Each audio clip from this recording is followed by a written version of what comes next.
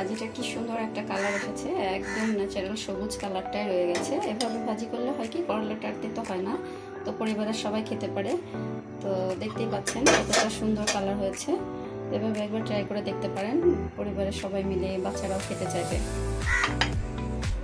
নতুন একটা রান্না করে নিয়ে আসলাম। নতুন কি, করলা ভাজি অনেক সময় দেখা যায় যে তিতা হয়, তিতার কারণে বাচ্চারা খেতে চায় না। তো এই উপায় যদি রান্না করেন তাহলে হয়তো বা করলাটা তিতা লাগবে না, আমার কাছে মনে হয় আর কি। তাই আমি দেখাচ্ছি যে কিভাবে করলা ভাজিটা করলে করলাটা তিতা কম হয়। এজন্য আমাকে সরিষার তেল ব্যবহার করতে হবে। তো প্রথমে একটু সরিষার তেল দিয়ে দিলাম। তারপর আমি আলুটা ভেজে নিব।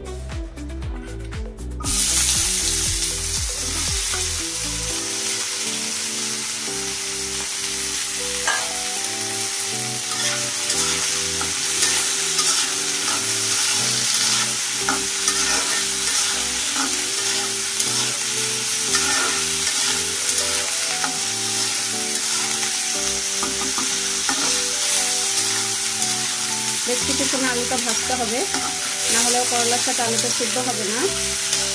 আমি একটু ভালো করে আলুটা ভেজে নিচ্ছি। এটাকে এখন তুলে নিব।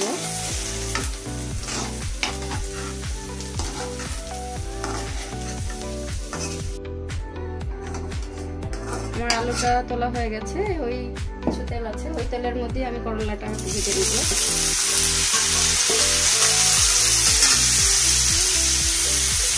এটাও জাস্ট 2-1 মিনিট একটু ভেজে নিতে হবে।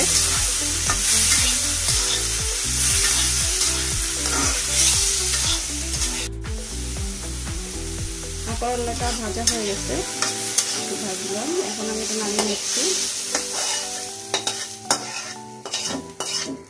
এরপর আমি দিয়ে দেবো আর একটু সরিষার তেল।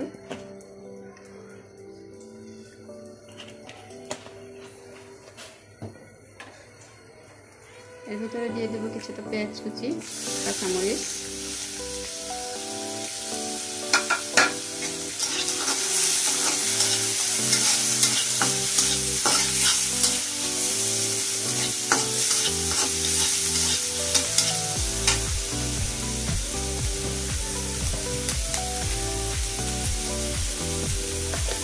দিয়ে দেবো সামান্য হলুদ,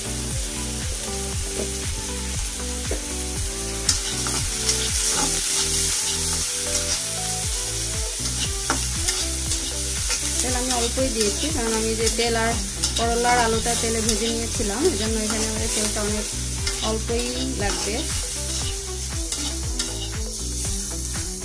ভাজা হয়ে গেছে, এখন আমি এর ভিতরে করলাটা আলুটা ভেজে নিয়েছিলাম ওটা দিয়ে দিলাম।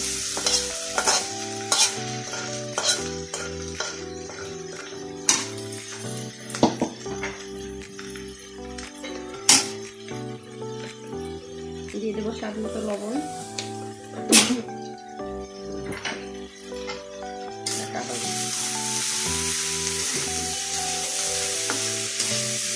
এভাবে কিছুক্ষণ নাড়াচাড়া করবো, নাড়াচাড়া করে ঢেকে রেখে দেবো।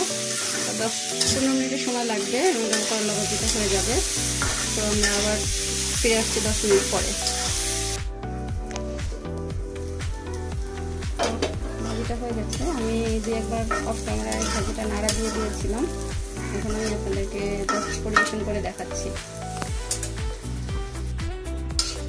আমার ভাজিটা কি সুন্দর একটা কালার এসেছে, একদম ন্যাচারাল সবুজ কালারটাই রয়ে গেছে। এভাবে ভাজি করলে হয় কি করলাটা আর তেতো হয় না, তো পরিবারের সবাই খেতে পারে। তো দেখতেই পাচ্ছেন কতটা সুন্দর কালার হয়েছে। এভাবে একবার ট্রাই করে দেখতে পারেন, পরিবারের সবাই মিলে বাচ্চারাও খেতে চাইবে।